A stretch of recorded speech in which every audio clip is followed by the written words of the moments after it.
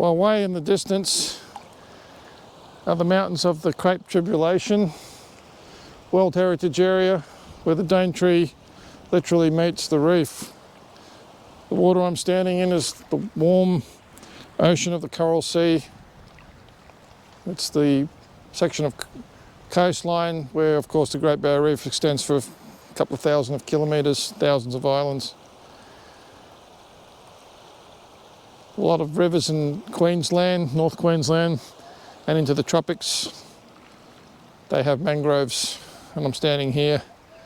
It's sort of a collection of sediment, mud sediment, but also sand, obviously. It's very peaceful. Trickle of the incoming tide. And we're certainly at the southern end of the beach, 4 Mile Beach. We're certainly away from the hustle and bustle of the tourist-laden Port Douglas. But I just thought I'd briefly explain. I've travelled in last October to Arizona, America. Also travelled into Germany, a bit of France over the Christmas period, their winter. Went over some various rivers, went down to the Rhine a few times. And I think as an Australian composer, we should be writing on themes that are related to our country. And I think this is spectacular scenery and it's very inspiring. I'm very enthused and charged up when I come to a natural setting like this on a beautiful afternoon. You see I'm wearing a t-shirt. It is winter in Australia, but we're in the far north of the country, the real tropical portion. And my process is a bit like wet on wet paint. If anybody has done painting, I don't have a set theme in my mind. I'm simply imbuing myself. I don't want to write about the Mowbray River without first-hand visceral experience of it. You need to put your feet in the water. You need to feel the current. You need to hear the rustling surf line over there. You need to absorb all of that. I won't write the music sitting on a chair in the water here, but I need to spend time, spend the time doodling around, splashing in the water.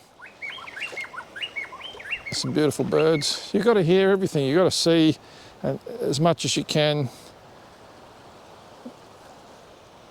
Spend time there.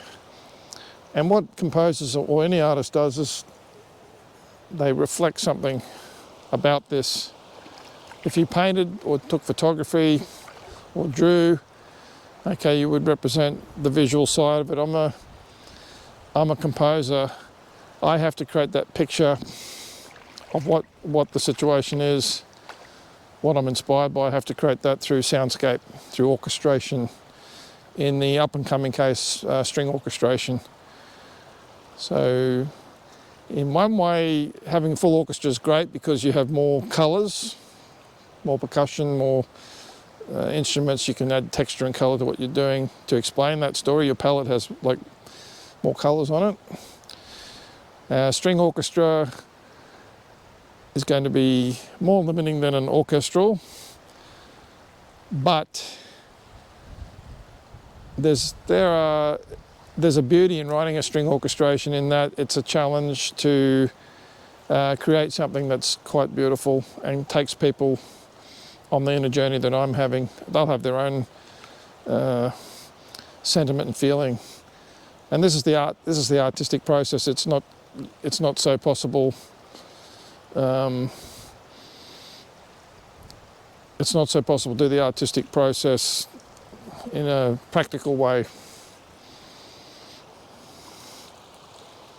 But I think it's beautiful. I think I'd like to see more music, even if it's way beyond classical. Classical's got its charms and its special proclivities about, it's got a legacy. If it's well written, it'll last, very lasting. But more compositions of composers celebrating Australia, particularly the landscape, but also the peoples, or something that's quintessentially describing our country in these times. I think the art should be contextual and related to a time period as much. It happens automatically in a sense because you write it in a time and a place. We're not in the Baroque era, we're not in early 20th century, etc., etc. We're not in the Renaissance.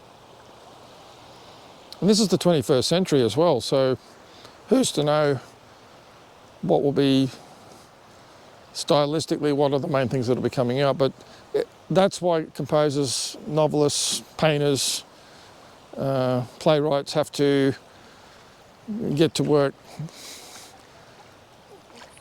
It's a really important part of a developed culture and an ongoing development of culture. We just don't let decades go by. This whole area, and I hope that doesn't happen, it could all be wiped out. Huge hurricane, or they call them cyclones down here. It needs to be captured now. And hopefully that will never happen. Hopefully things will flourish and go back and get better and better. But nature has its own agenda and we're not in control of that. All we can do is appreciate it, respect it, and hopefully look after it as best we can for the future generations behind us.